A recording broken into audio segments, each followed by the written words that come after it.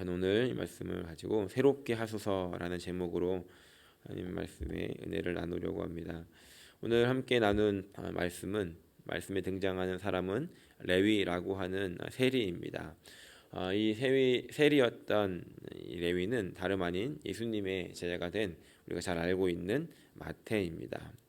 당시에 이 세리라고 하는 사람들은 로마로부터 이 세금을 징수할 수 있는 이 징수권을 사서 이 동족이었던 이 자신들의 유대인들에게 세금을 걷어들인 후에 이 로마에 상납을 하게 됐는데, 과도하게 이 세금을 부과하여서 사리사욕을 채우는 그런 사람들이었습니다.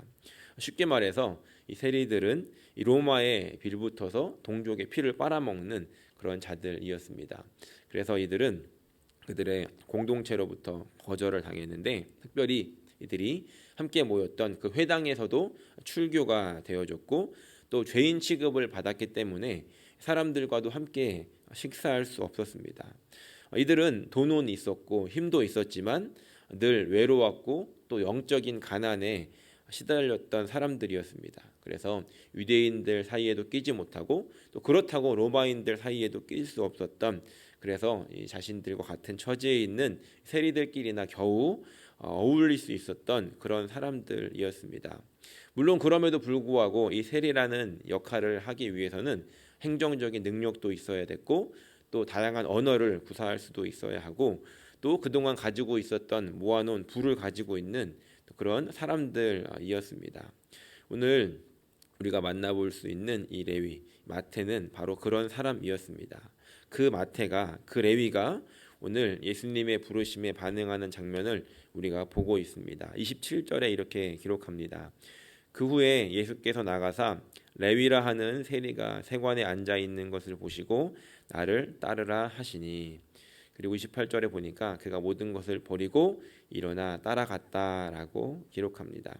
우리는 이 장면을 읽으면서 이런 이제 궁금점을 가질 수 있는데, 아무리 예수님이라고 하지만 생면부지 처음 보는 사람이 찾아와서 나를 따르라라고 하면 네 하면서 모든 것을 버리고 따라갈 수 있을까?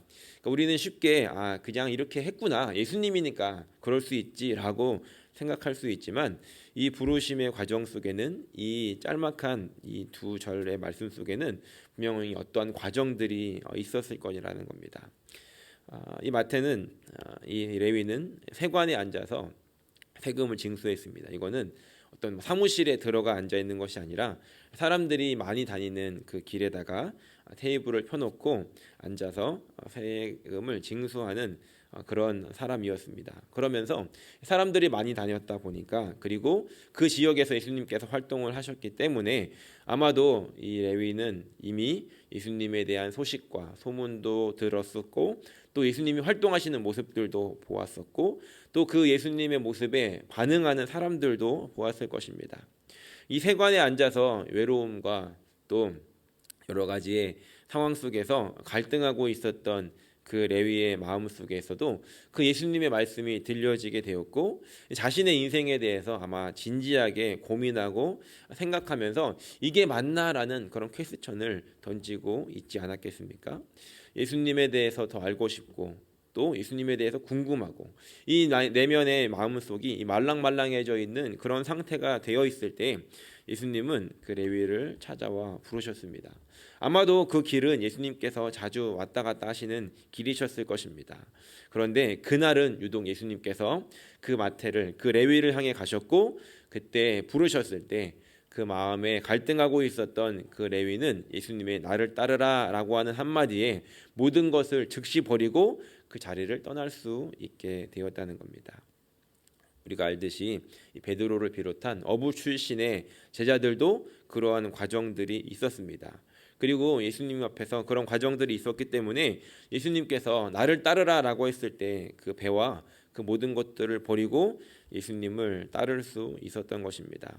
물론 이 마태, 이 레위, 세리였던 이 레위와 이 어부들과의 다른 점은, 이 어부였던 제자들은 이렇게 여차하면 다시 돌아갈 수 있는 그런 이렇게 여지가 있었던 것입니다. 그래서 우리가 실제로 예수님이 부활하신 후에 이 어부 출신 제자들은 어부로 잠시 돌아가는 일들을 우리가 보게 되지만 이제 이 세리라고 하는 이 자리를 박차고 나온다면 더 이상 돌아갈 곳이 없는 그런 상태가 되는 그런 자리였다는 겁니다. 그럼에도 불구하고 이 레위는 그것을 놓고 예수님을 따르게 되죠. 이렇듯 부르심의 이 과정, 부르심 속에는 하나님 우리를 부르시는 그런 부르심 속에는 어떠한 과정들이 있다는 겁니다. 그러니까 보이는 것 같지 않지만 하나님께서 미리 그 마음들과 그 상황들을 준비시키시고 때가 되었을 때 정확하게 우리를 부르신다는 겁니다. 그 부르심은 목사나 전도사가 되라는 것이 아니라 그것뿐만이 아니라 하나님의 일들을 위한 어떤 사역 그리고 봉사를 하며 섬기는 일들, 나누고 돌보는 일들, 그 하나님의 마음이 있는 곳에 사용되어질 수 있는 그 일들에 대한 부르심도 마찬가지라는 겁니다. 오늘 이 아침 하나님께서 그동안 우리의 마음을 만지셨던 것들이 무엇이 있었는지, 그리고 지금까지 나에게 준비시키신 것은 무엇인지, 그러면서 나에게 하나님께서 부르시는 그 자리는 지금 어디인지 우리가 함께 깨닫고 주님께서 부르시고 또 우리에게 맡기실 때 즉시 그리고 기쁨으로 감당하며 나아갈 수 있는 저 여러분들이 되시기를 예수님의 이름으로 간절히 축원합니다. 두 번째로 이제 예수님을 따르기로 한 이 레위는 친구들을 불러서 큰 잔치를 엽니다. 이 잔치는 예수님과 그 제자들을 위한 그런 잔치였습니다. 유대인들에게 있어서 밥을 함께 먹는다라고 하는 것은 아주 중요한 의미를 가졌다라고 말씀을 드렸습니다. 그래서 죄인들과 밥을 먹지도 않았고 밥을 먹는다는 건 이제 그들과 함께 어떤 공동체를 만든다는 것이었는데 그렇기 때문에 이 바리새인들에게 있어서 이런 세리들과 겸상을 한다는 것은 가당치도 않은 일이고 범죄로까지 심각하게 여겨졌다는 겁니다. 물론 세리들도 그것을 알고 있었을 것입니다. 그런데 지금 이 레위가 예수님을 초대했을 때 예수님께서는 그들과 함께 식사를 하셨습니다. 그냥 혼자서만 초대한 것이 아니라 자신들과 같은 처지에 있는 그 세리들을 초청해서 함께 음식을 나누는 자리에 예수님도 그리고 예수님의 제자들도 함께 있었다는 겁니다. 당시 예수님은 사람들의 존경을 받고 있었고 또 사람들이 예수님을 따라다녔고 예수님은 그 당시에 있었던 사람들에게 인정받는 그런 랍비 대우를 받고 있었는데 그 예수님께서 그들과 함께 식사를 나누셨다는 것은 함께 식사를 하고 있는 이 세리들에게도 굉장히 충격적인 일이었고 또 그 예수님을 초청한 이 레위의 입장에서는 매우 뿌듯하고 감사한 일이 아닐 수 없었을 것입니다. 그런데 도대체 어디서 따라왔는지 왜 따라왔는지도 모르는 이 바리새인들과 서기관들이 그 자리에 등장합니다. 물론 같이 식사를 하기 위해서가 아니라 그 모습을 보면서 예수님을 비난하기 위해 그 자리에 있었을 것입니다. 이들은 예수님과 제자들을 비방하면서 죄인들과 함께 식사하고 있는 예수님을 비난했습니다. 그런데 어쩌면 잘 생각해 보면 이 세리들을 죄인이다라고 규정하는 것은 다름 아닌 이 바리새인들이었을 것입니다. 자신들이 만들어 놓은 규율들 이것을 벗어나면 그들은 다른 사람들을 정죄하고 늘 죄인 취급했다는 겁니다. 그래서 나는 맞고 내 기준에 맞지 않으면 틀리고 그 속마음이 어떻든 겉모습에만 신경 쓰는 그런 모습들을 가지고 있었던 사람들이었다는 겁니다. 그래서 33절에도 등장을 하고 있는데 이들은 금식은 하고 있었지만 일주일에 월요일과 목요일 두 번의 금식을 하고는 있었지만 그런 형식만 있고 마음은 없는 자들이었습니다. 그래서 우리가 알다시피 예수님께 늘 꾸중을 듣지 않았습니까? 이런 자들이 바로 바리새인들, 서기관들이었고 이들이 예수님을 향해서 비난하고 비판하고 있었다는 것입니다. 그리고 예수님께서는 그들의 비난을 들으시면서 31절과 32절에 이렇게 말씀하십니다. 예수께서 대답하여 이르시되 건강한 자에게는 의사가 쓸데없고 병든 자에게라야 쓸데있나니 내가 의인을 부르러 온 것이 아니요 죄인을 불러 회개시키러 왔노라. 예수님께서 오신 이유는 죄인을 불러 회개시키러 왔다라고 말씀하시면서 지금 있는 예수님께서 지금 함께 식사하고 계시는 그 자리가 내가 있어야 할 자리고 이들에게는 내가 필요하다라고 말씀하고 계셨다는 겁니다. 그렇다면 예수님의 이 말씀 속에서 우리는 우리의 자리가, 그리고 우리가 지금 함께 모여 있는 이 교회라는 공동체가 어떤 곳인지를 생각해 볼 수 있을 것 같습니다. 이 교회는 어떤 곳이어야 하겠습니까? 죄인들이 오는 곳이어야 하지 않겠습니까? 그래서 예수님 만나고 변화되는 곳. 그런데 가만히 생각을 해보면 이 교회라는 곳이 모든 죄인들이 들어오기에는 문턱이 좀 높은 것 같습니다. 모든 사람은 물론 죄인이죠. 그런데 조금 이제 젠틀하고 괜찮은 죄인은 되고, 아주 이제 험악한 죄인은 안 되고, 이 정도까지 죄인은 괜찮고 그 이상의 죄인은 안 되고, 이런 모습들이 이 시대의 교회에는 있지 않은가 생각해 보게 되었습니다. 그러면서 예수님께서 오늘날 이 교회들을 보시며 어떤 마음이셨을까를 생각해 보았습니다. 그리고 우리 교회는 어떠한 모습을 가지고 있는지도 생각해 보았고, 또 하나는 내 마음 속에서는 어떠한 마음을 가지고 있는지도 생각해 보았습니다. 예수님께서 죄인들을 위해 오셨다라고 했는데 나의 마음은 그들을 향해 다 열려 있었는지, 어떤 사람들은 저 정도는 나에게 투머치야, 너무 과도해 라고 생각하면서 그들을 향해 닫힌 마음은 있지 않았는지를 생각해 보는 시간을 가졌습니다. 이 시간 어느샌가 나도 모르게 내 마음에 깊이 박혀 있었던 이런 바리새인들과 같은 겉모습이, 그런 마음의 상태가 있었다라고 한다면 이 시간에 그 마음들을 주님 앞에 꺼내놓고 회개하고, 또 오늘 이 시간 우리 교회가, 또 이 시대의 교회가 그런 모습을 가지고 있었다라고 한다면 하나님께서 원하시지 않는 것들을 기억하며 회개하며 하나님 새롭게 하여 주십시오, 함께 기도할 수 있는 아침이 되시기를 예수님의 이름으로 간절히 축원합니다. 이제 예수님께서는 그 바리새인들과 서기관들에게, 그리고 함께 앉아서 식사를 하고 있는 그 세리들에게 한 가지 더 비유를 통해서 말씀하십니다. 34절부터 35절인데 예수께서 그들에게 이르시되 혼인집 손님들이 신랑과 함께 있을 때에 너희가 그 손님으로 금식하게 할 수 있느냐? 그러나 그날에 이르러 그들이 신랑을 빼앗기리니 그날에는 금식할 것이다 라고 말씀하십니다.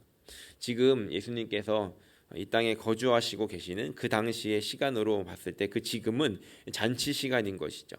예수님께서 함께하고 계신 시간이 잔치 시간이고, 이제 예수님께서 이 땅을 떠나시게 되었을 때 그들은 아주 자연스럽게, 아주 당연하게 그 때가 되면은 금식하게 될 것이다 라고 말씀하십니다. 그러면서 예수님께서 지금 함께 가고 계시는 이 시간들을 함께 누리고 즐거워하는 것 괜찮다라고 말씀하고 계신 것이죠. 우리는 그 때를 분별할 수 있어야 할 것 같습니다. 예수님께서 지금 함께 누리자라고 말씀하실 때, 그 은혜들을 부어주실 때 그 자리에서 충만하게 은혜를 누리고, 또 우리에게 기도하게 하실 때, 금식하게 하실 때 우리가 그것을 깨닫고 금식하면서 주님께서 원하시는 그 시간에 주님께서 원하시는 모습으로 반응하며 살아갈 수 있는 저 여러분들이 되어야 할 것입니다. 그리고 예수님께서 또 비유로 말씀하여서 36절부터 39절에 말씀하시는데 잘 알고 계시는 비유입니다. 새 옷에서 조각을 찢어서 낡은 것에 붙이지 않고, 또 새 포도주를 낡은 가죽 부대에 넣지 않는다는 것입니다.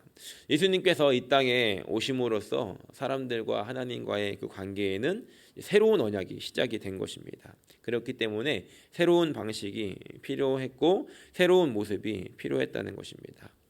새 옷에서 한 조각을 찢어서 낡은 옷에다가 붙이면 안 되듯이, 이제 새로운 복음은 그동안에 있었던 바리새인들이 이야기했던 그런 율법주의와 어떤 그런 형식에 결합될 수가 없었다는 것입니다. 옷을 빨면 새롭게 덧댄 그 천 조각이 줄어들면서 낡은 조각을 끌어당겨서 이전보다 더 심각한 상태가 되어지고 말기 때문입니다. 예수님께서는 이 땅에 오셔서 그동안에 있었던 어떤 규례와 전통으로 유대교의 낡은 어떤 그런 종교 체계를 수선하고 땜질하시기 위해서 오신 것이 아니라, 예수님께서 그것들을 완전히 새롭게 하시기 위해서 오셨다는 것입니다. 그 바리새인들은 율법을 정하고 이거를 지켜야지 구원을 받는 것이야 라고 구원의 길을 이야기했다면, 예수님께서 전해주신 복음은 은혜로 출발하는 전혀 다른 그런 구원의 길이었다는 겁니다. 그렇기 때문에 함께 할 수가 없었다는 것이죠. 그러면서 38절과 39절에 이렇게 말씀하십니다. 새 포도주는 새 부대에 넣어야 할 것이니라. 묵은 포도주를 마시고 새 것을 원하는 자가 없나니 이는 묵은 것이 좋다 함이러라라고 말씀하십니다. 그렇다면 오늘 우리는 어떤 마음을 가지고 주님 옆에 나아가야 하는가? 우리도 은혜를 받고 주님과의 여정이 시작이 되어서 우리의 신앙의 생활이 시작이 되었지만 시간이 가면서 어떤 제도, 또 형식이라는 틀이 만들어지고 어느 순간부터인지 우리가 그 안에 갇혀지는 모습들이 일어난다는 것입니다. 그래서 어떤 것들을 익숙하지 않고 새로운 것들을 볼 때 불편해하는 모습들이 우리 안에도 일어난다는 것이죠. 그래서 39절에 말한 것처럼 묵은 포도주를 마시고 새 것을 원하는 자가 없다. 묵은 것이 더 좋다라고 이야기한다라고 예수님께서 말씀하십니다. 그러니까 묵은 것에 익숙해져서 그것이 좋은데 우리 주님께서는 우리에게 더 좋은 것, 더 새로운 것을 주기를 원하신다는 것입니다. 어찌 보면 우리가 하루하루 살아갈수록 예수님과 더 깊은 관계를 맺어갈수록 예수님께서 주시기 원하시는 것은 더 좋은 것이고 더 새로운 것이고 더 놀라운 것인데 우리는 과거에 받았던 우리가 흔히 말하는 그 첫사랑의 경험과 그 기억에 우리를 가둬놓고 주님 그때의 은혜를 회복해 주십시오라고 기도한다는 것입니다. 그런데 예수님께서 원하시는 것은 그때의 은혜는 그때로 남겨두고 내가 주기 원하는 것은 완전히 새로운 것이고 내가 주기 원하는 것은 그때의 기억을 돌이키는 것이 아니라 더 새로운 것, 더 크고 더 놀라운 것들을 주기를 원하신다라고 말씀하신다는 것입니다. 그래서 새로운 은혜를 경험하고 담을 수 있는 그런 새로운 마음의 부대를 우리에게 준비시키기를 원하신다는 것이죠. 바라기는 오늘 이 아침 우리가 함께 기도할 때 예전에 우리가 만났었던 그 기억들, 그 추억들을 떠올리면서 그때 감격을 주십시오라고 기도하기보다는 하나님 그때의 것은 그 과거의 부대에 담겨진 그 과거의 은혜는 그대로 놓고 내가 추억을 하지만 하나님 오늘 나에게 이제 앞으로 나에게 새롭게 부어주실 그 은혜들을 위해서 내가 새로운 부대를 준비할 수 있게 해주십시오. 그리고 이 교회가 그것들을 담을 수 있도록 새로운 부대로 준비시켜 주십시오라고 우리의 마음을 그리고 이 교회를 위해서 기도하는 아침이 되기를 소원합니다. 그래서 예수님께서 레위를 부르시면서 그를 완전히 새롭게 하셨듯이 하나님 오늘 우리의 마음을 돌이켜 보면서 우리에게 바꿔야 될 것들이 있다면 바꿔지게 하시고 준비되어져야 될 것들이 있다면 준비되어지게 하여 주셔서 하나님께서 부으시는 큰 은혜들을 내가 다 받아 누릴 수 있도록 나를 새롭게 하여 주십시오라고 기도하며 나아갈 수 있는 저 여러분들이 되시기를 예수님의 이름으로 간절히 축원합니다.